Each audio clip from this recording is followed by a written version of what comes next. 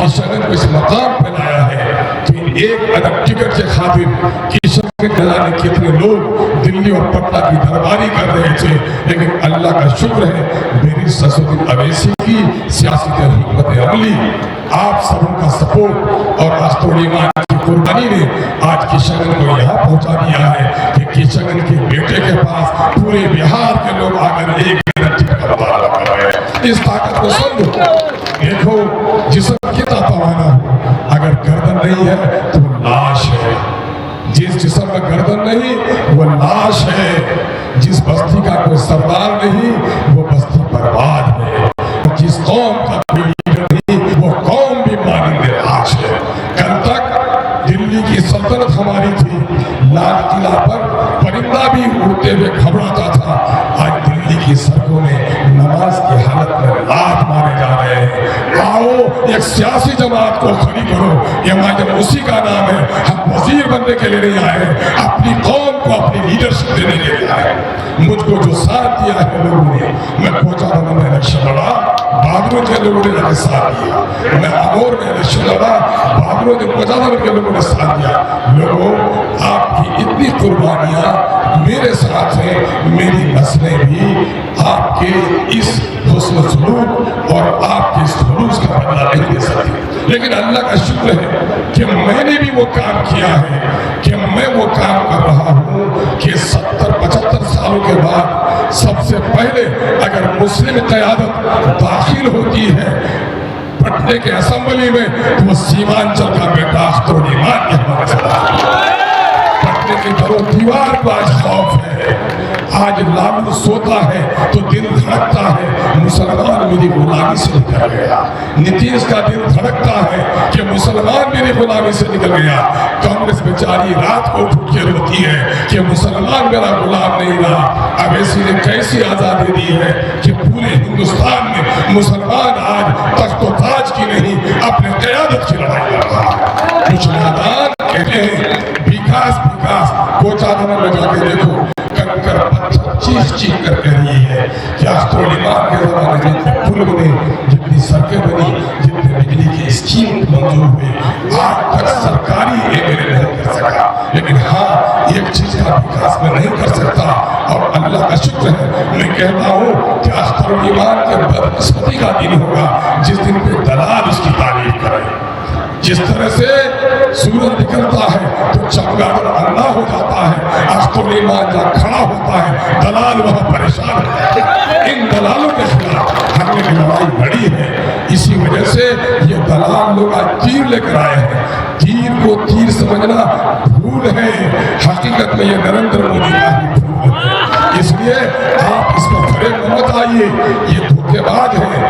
ये कुछ लोग कहते हैं तरक्की होगी तरक्की।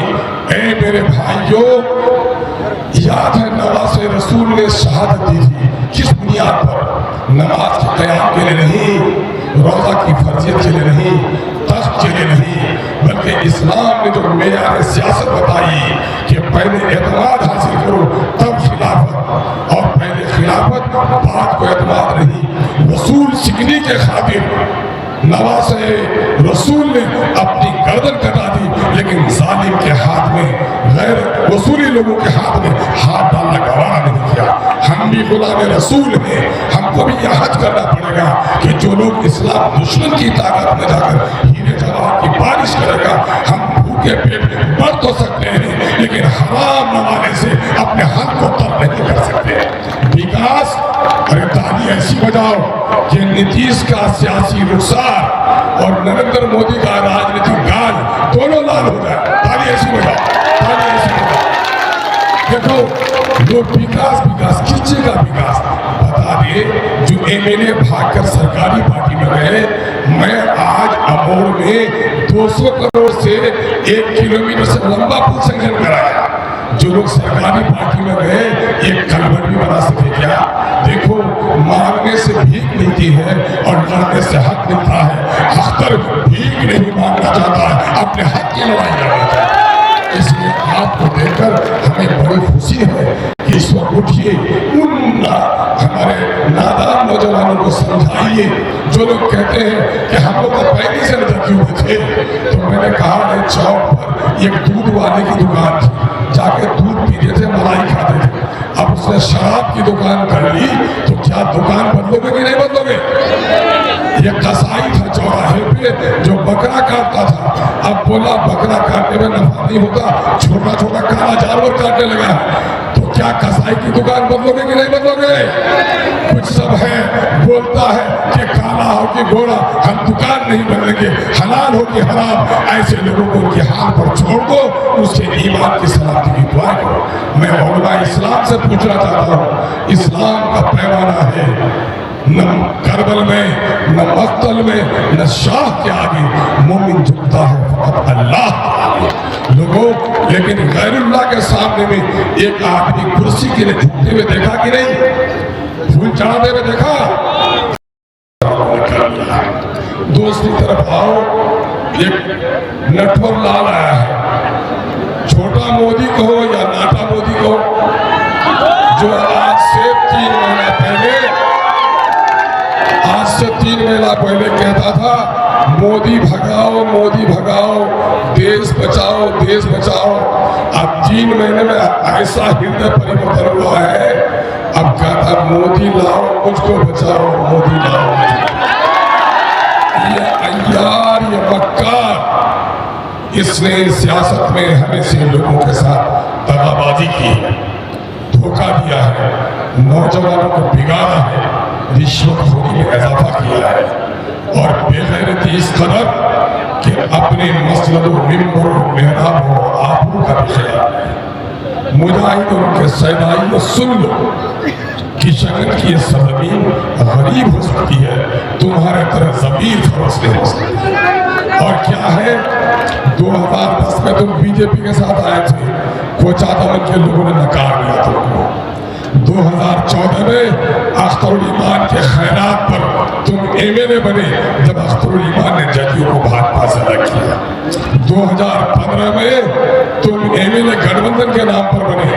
2020 में जब तुम फिर भाजपा के गोद में गए, तो कोचा धामन के लोगों ने ऐसी सबक पढ़ाई है जिसकी पिटाई से अब भी तुम्हारे आंखों के आंसू बन गए।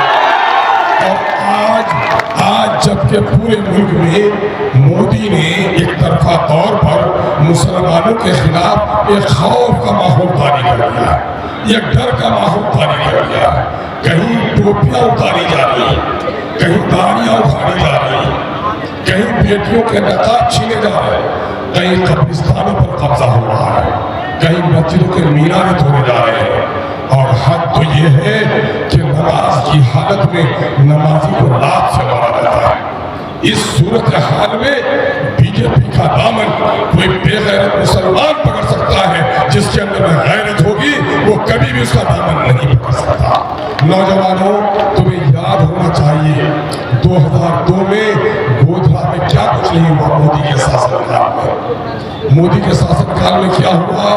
गोधरा में बाप के सामने उसकी बेटी, भाई के सामने उसकी बहन और बच्चों के सामने उसकी मां की इज्जत को तार-तार किया गया। बिल्किस की उसके बच्चों के सामने भी इज्जत दी गई, सोराब के आग फोड़े गए और मां के आगोश से दूध पीते बच्चों को आग में फेंका गया। ये मंजर याद है? ये मंजर याद है? बोलो, अरे ये खामोश मिजाजी तुम्हें जीने नहीं देगी, इस दौर में जीना है तो कोहराम मचा दो। ये मंजर याद है? सीएए का काला कानून बना, कूद के तकरीर करता था कि हम सीएए के खिलाफ हैं, और उसका आका नीतीश कुमार सीएए के समर्थन में वोट दे रहा था। 370 और तलाक बिल में नीतीश ने मोदी का साथ दिया। ये दोगले हैं, आगे का किरदार कुछ, यहाँ का किरदार कुछ। आज मुसलमानों की बस्ती में जाता है तो नीतीश का झंडा लेके, और जब गैर मुसलमानों की बस्ती में जाता है तो कहता है मजबूरी है। असल तो हम प्रधानमंत्री मोदी को बनाना चाहते हैं। ए मुजाहिद, तू मोदी को प्रधानमंत्री बनाना चाहता है जो मेरी शरीयत का दुश्मन है, जो मुसलमानों के मस्जिदों मिंबरों मेहराब का दुश्मन है, जो मुसलमानों को लिबास से पहचानता है, जो खुदा के घर का दुश्मन है। क्या नौजवानों खुदा के घर के दुश्मनों का साथ दोगे? जिसने बिल्किस के साथ झगड़ा किया और उसकी जिसने हिमायत की, उससे बदला लोगे कि नहीं लोगे? गुजरात के कातिलों से बदला लोगे कि नहीं लोगे? जिन्होंने गोधरा में हमारी माँ बहन की इज्जत लूटी, बदला लेना है। बदला। सीए का काला कानून मुसलमानों के खिलाफ, इस कानून के बनाने वाले से लड़ना है कि नहीं है? अभी पूर्णिया आया मोदी, क्या बोला? सीमांचल में घुसपैठिए हैं, तो मुजाहिद से पूछो कि तू क्या भारत का बेटा है या तू घुसपैठिया है? तुम अपने बारे में अपने आका से सफाई लो। जब तक सफाई नहीं लोगे तो बस्ती में घुसने नहीं देंगे। बाप का कातिल अगर बस्ती में आए तो कुर्सी लेकर दौड़ोगे कि गर्दन पर हाथ रखोगे? आवाज से बोलो, ये बात बताओ। गोधरा के कातिलों की हिमायत करने वाला बस्ती में आएगा तो कुर्सी दोगे कि गर्दन पर हाथ दोगे? हाँ, ये तय कर लो, जिस कौम में गैरत नहीं होती उसकी नस्लों में जियादे पैदा नहीं होते। गर्दन झुकाकर जीने वाला गुलाम बनता है और गर्दन उठा के जीने वाला गर्दन कट भी जाए तो उसकी नस्लों से सरदार जन्म लेता है। आज हमें सरदारों को जन्म दे रहा है। मेरे भाइयों, जिसने हमारे नमाजियों से पर लात मारा, उससे बदला लोगे कि नहीं लोगे? तो उसका साथ देने वालों को अपने बस्ती में दाखिल होने मत दो। को खून लिखता हूँ, पानी नहीं लिखता। खून को खून लिखूंगा, पानी न लिखूंगा। महलों में जो नाचेगी मैं उसे रानी न लिखूंगा। काट दे कोई मेरी गर्दन या छीन ले ज़बा मेरी, कातिल को लिखूंगा कातिल, कभी मसीहा न लिखूंगा।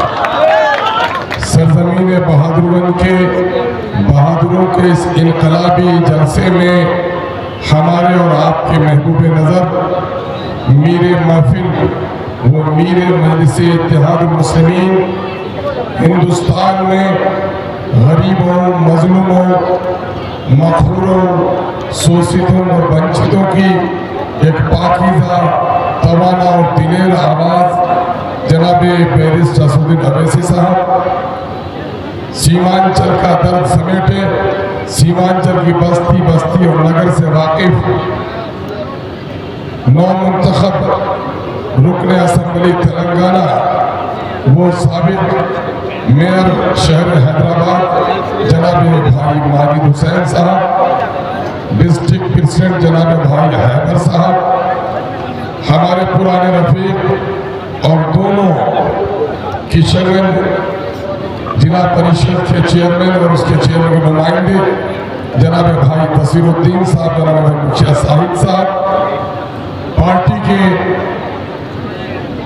यूथ सेक्रेटरी स्टेट जनाब भाई मासूम रजा साहब, आज पार्टी में शामिल होने वाले कांग्रेस के एक बहुत ही जाले और बहादुर के बहुत ही मकबूल बासलाहियत नौजवान अजीजी गाजी बाबू, पार्टी के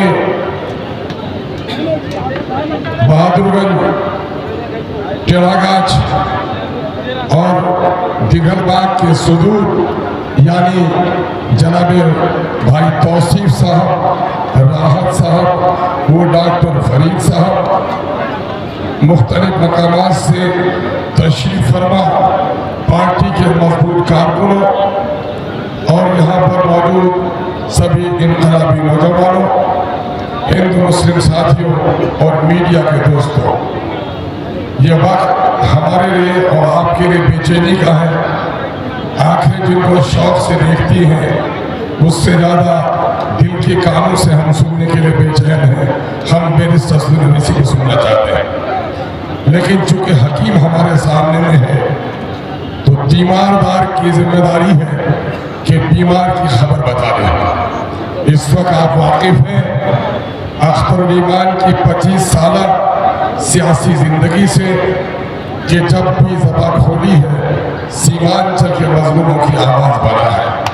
अपना यह सीमांचल जो पूरे बिहार में अमन सुकून का गहवारा है, दिल्ली और पटने की बेईमान सरकारों ने पूरी तरह लूटा है। उसके लूटने में जितना कसूर है उतना कुछ सादा लोही का जुर्म भी हमारा है। अब तक हमने वोट देकर सरकार बनाया है और हमारे बुजुर्गों ने सरकार गिराई है। मैं अल्लाह की कसम के साथ ये बात कह सकता हूँ कि जिस वोट से सरकार बनाई जा सकती है, जिस वोट से सरकार गिराई जा सकती है, अगर हमने अकल से काम लिया तो उस वोट के जरिए अपने इलाके की तस्वीर और अपने नस्लों की तकदीर बदली जा सकती है। आज जरूर इस बात की है उस वोट का इस्तेमाल उस अंदाज से किया जाए। मैंने कहा है, बार बार कहा है, वोट अमानत है, वोट शहादत है, वोट जमहूरियत का में अवाम का सबसे बड़ा हथियार है। मैं इसे तलवार से ताबीर करता हूँ। वोट तलवार है, सिपाही को दोगे तो तुम्हारी हिफाजत करेगा, किसी जालिम को दोगे तो तुम्हारी तलवार से तुम्हारी गर्दनें काट जाएगी। हमने बार बार ये तलवार कांग्रेस को दी है और हर बार मेरी तलवार से मेरी गर्दन काटी गई है। वक्त कम है, मैं बता दूं अजीजों, नौजवानों, ताजा नौजवानों, तारीख के उन औराक से जिससे आपको वाकिफ होना जरूरी है। मुल्क की आज़ादी के बाद से लेकर सन 1985-87 तक मुसलमानों ने एक तरफा तौर पर कांग्रेस को वोट दिया, लेकिन उसने क्या सौगात दिए? बाबरी मस्जिद में मूर्तियां कांग्रेस ने बैठाई, और अगर ये मूर्तियां न बैठाई जाती तो आज हमारी बाबरी मस्जिद नहीं टूटती। बाबरी मस्जिद टूटने का भी गम है, लेकिन एक और गम है कि अगर बाबरी मस्जिद में मूर्तियां न बैठाई जाती तो मुल्क के हिंदू और मुसलमानों में ये तफरीक पैदा नहीं होती। ये तफरीक अगर किसी ने पैदा की है तो कांग्रेस उसकी जननी है। आज बीजेपी को इस मकाम पर किसी ने पहुंचाया है तो कांग्रेस ने पहुंचाया है। यही नहीं, फसादात में लाखों मुसलमानों की जान है, कारोबार के लूटने का मामला, मुरादाबाद के ईदगाह में नमाजियों के सीने पे गोली, हाशिमपुरा में हंडू नदी के किनारे गोलियां, भागलपुर में मुसलमानों की लाशों पर गोभी की खेती, ये सब कुछ कांग्रेस की सौगात रहे। कांग्रेस के चाल चलन और चेहरे को देख लो। 2014 में आप सबने वोट दिया और अख्तरुल ने कुर्बानी देकर हजरत मौलाना असरुल कासमी की जीत को यकीनी बनाया, लेकिन जब हमारी शरीयत पर तलाक बिल पर हमला हुआ, इस जालिम कांग्रेस ने हमारे एक आलिम दीन को अपने शरीयत के लिए भी बोलने की इजाजत नहीं दी। नौजवानों में मुबारकबाद देता हूँ कि जुर्म कभी न कभी सजा दे ही रहे। जिस जुर्म की पादाश में अल्लाह का शुक्र है आज पूरे किशनगंज में नौजवानों ने तय कर लिया है, ऐ कांग्रेस के गुलामों, तुम्हारी पार्टी ने मेरे मौलाना को शरीयत के मामले में पार्लियामेंट में बोलने नहीं दिया है, तुम नाकारा हो, तुम मेरी बस्ती में भी आवाज नहीं लगा सकते हो। और पूरे और किसी ने कहा भी था, आवारा हो तो भगा क्यों नहीं देते, नाकारा हो तो सजा क्यों नहीं देते। मैं हूं जावेद,